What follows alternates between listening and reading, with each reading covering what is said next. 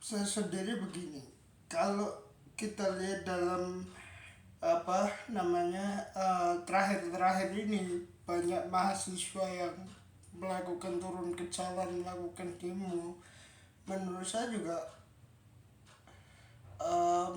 itu haknya mahasiswa, itu haknya seluruh fakultas di kampusnya masing-masing, tetapi juga harus eh, kita ketahui bahwa harus ada norma yang dijaga terkait dengan eh, melakukan diskusi atau open legal policy yang berupa demo, baik turun ke jalan atau melakukan open legal policy diskusi di kampus-kampus. Contohnya paling sederhana apa yang terjadi di band Sumatera Utara begitu ya, atau Sumatera Selatan. Menurut saya juga apa yang terjadi di sana adalah bentuk aspirasi mahasiswa terkait dengan kebijakan yang ditelurkan oleh pemerintah dalam hal ini terkait dengan isu HAM tahun 98, isu-isu yang lain, termasuk juga eh, termasuk saya yakin benar ada isu soal ijazah misalnya, atau isu-isu politik terkini terkait dengan kebijakan pemerintah. Nah, saya mempunyai beberapa case terkait dengan hal tersebut.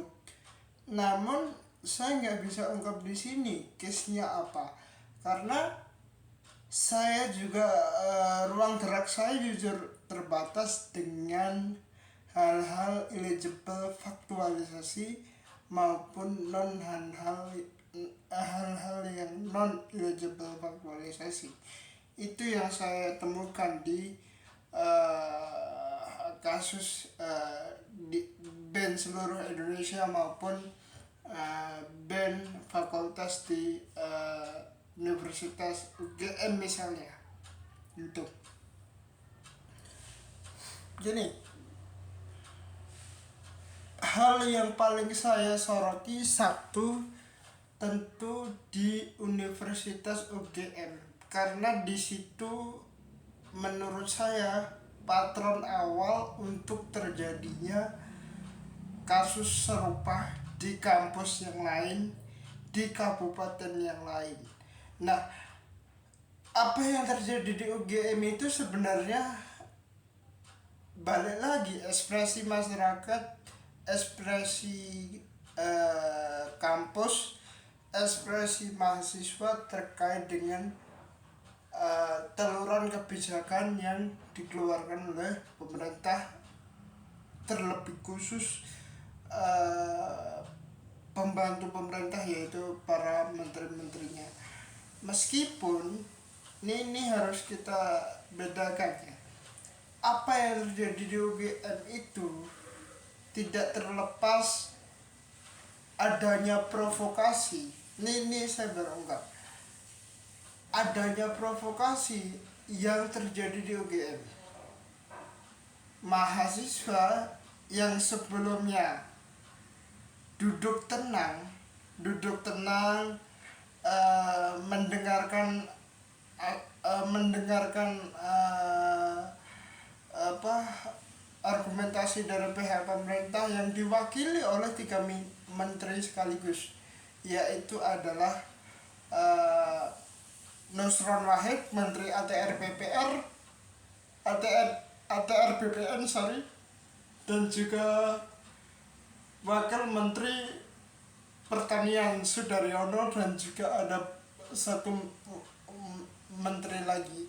Nah, di situ tidak terlepas dari menurut saya provokasi yang dilakukan oleh ketua band di uh, di UGM, karena saya bukan orang UGM, saya bukan orang yang pendidikannya sama di kampus yang peneluran ijazahnya juga dipertanyakan di situ karena Jokowi kuliah kan di situ. Nah, itu satu hal ya. Tapi harus kita pahami bahwa BEM ini, BEM UI maupun BEM seluruh di kampus di Indonesia ini perlu banyak literasi satu. Kedua, gampang tersulut dengan statement-statement yang di media sosial atau di televisi. Kalau kita mau fair mengatakan bahwa ada yang menunggangi di kericuhan yang terjadi di ballroom UGM kemarin itu, saya bisa memastikan pasti ada yang menunggangi. Tapi orangnya siapa, saya nggak tahu. Apakah orangnya tersebut berada di antara BEM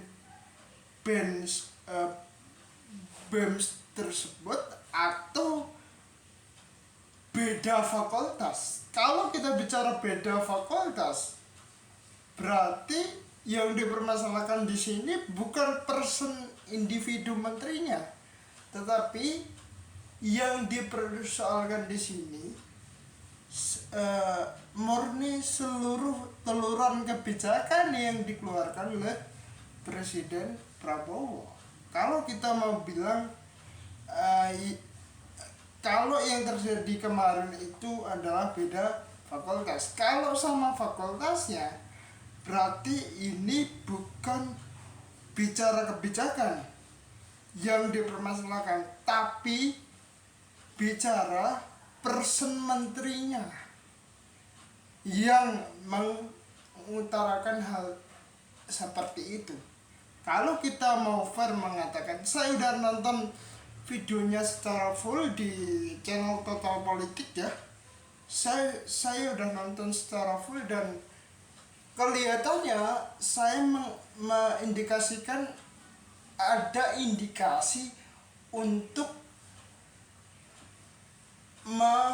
melakukan narasi yang berbeda apa yang dimaksud pemerintah dengan apa yang dimaksud oleh mahasiswa. Itu yang saya catat di poin ini. Nah, ternyata kemarin saya dapat info, ini nggak tahu infonya benar atau enggak, tapi saya saya berbicara nggak pakai data, tapi apa yang saya bicarakan itu hampir 90% benar. Katanya kemarin Mas Gibran itu melakukan tindakan error analysis of swab. Kenapa saya bilang swab? Karena benar tidak kalau yang dikatakan oleh ketua BEM di salah satu kampus di Sumatera Selatan kalau nggak salah, yang datang ke istana presiden dan melakukan audiensi dengan wakil presiden, terus setelah itu kabarnya ada uang yang diserahkan kepada ketua BEM dari wakil presiden. Artinya kalau itu memang benar, itu perlu diverifikasi dan pihak istana perlu mengkonfirmasi hal itu. Kalau memang itu benar, saya mengatakan kalau memang itu benar, sekali lagi, kalau memang itu benar, saya mengatakan berarti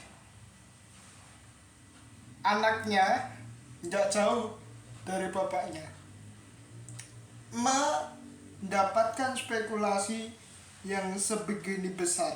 Bapaknya mendapatkan spekulasi ijazahnya, anaknya mendapatkan spekulasi soal anaknya benar nggak melakukan swab terhadap salah satu BEM di salah satu fakultas di salah satu kampus di Sumatera Utara.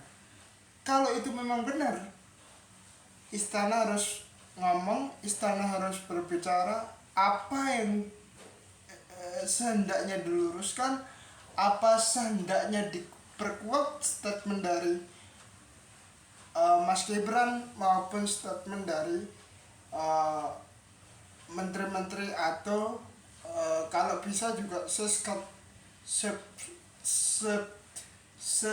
tadi juga ngomong gitu kalau bisa, karena itu rank satunya Pak Prabowo kan tadi sebenarnya. Kalau mensosmed kan seperti Mas Pras kan hanya menyampaikan secara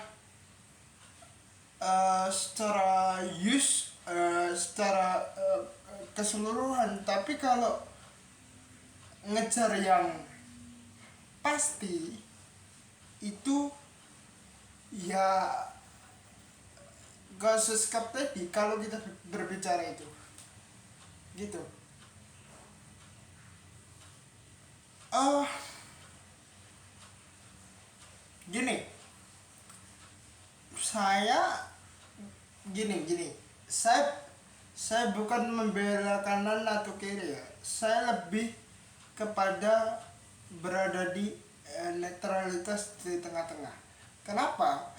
Karena mirroringnya pasti akan ke oh si Bayu ini bela ini, oh si Bayu ini bela termol misalnya. No, enggak. Saya berada di tengah-tengah. Asalkan apa yang saya ucapkan itu terjadi, pasti saya berada di tengah-tengah tanpa terkecuali ya. Tapi kalau memang itu yang saya ucapkan meleset, mungkin saya akan sedikit bergeser dari sebelumnya stay di tengah, mungkin akan saya lebih ke kiri atau lebih ke kanan. Nah, tinggal nanti teman-teman bisa cek apa yang saya bilang benar atau tidak dalam posisi atau konsesi yang terjadi di UGM maupun di Sumatera Selatan gitu. Gini, menteri itu enak, tapi nggak enaknya adalah dikritik.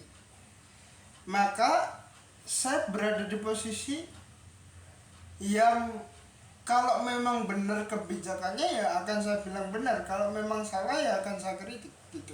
Itu saya kalau dibilang orang kok si ini ke bawah arus, saya gak ke bawah arus. Yang mana yang benar itu pasti saya katakan benar, yang mana yang salah pasti akan saya kritik. Sama posisi saya kayak Rocky Gerung. Kalau kita bicara Rocky Gerung ya, Rocky Gerung kan this on oppositions, dia this on oposisi, bukan this on koalisi. Ini bedanya nih. Kalau Rocky Gerung kan dia bisa bicara secara akademis, tapi kalau saya kan bukan akademis, saya bukan akademisi, saya hanya warga biasa. Kenapa saya berani ngomong kayak gini? Ya karena saya satu punya landasan, dan kedua punya ukuran untuk mengatakan bahwa yang benar yang mana, yang salah yang mana, atau pemerintah kebijakannya salah atau benar ya tergantung nanti masyarakat yang menilai. Saya bagian dari masyarakat, saya bagian dari voters pada 2024. Meskipun calon yang saya pilih waktu itu kalah, ya tidak apa-apa. Yang presiden yang running sekarang running sekarang adalah ya yang saya dukung. Tapi kalau kemudian itu menjadi e-speech, itu menurut saya juga agak sedikit boring gitu loh. Makasih.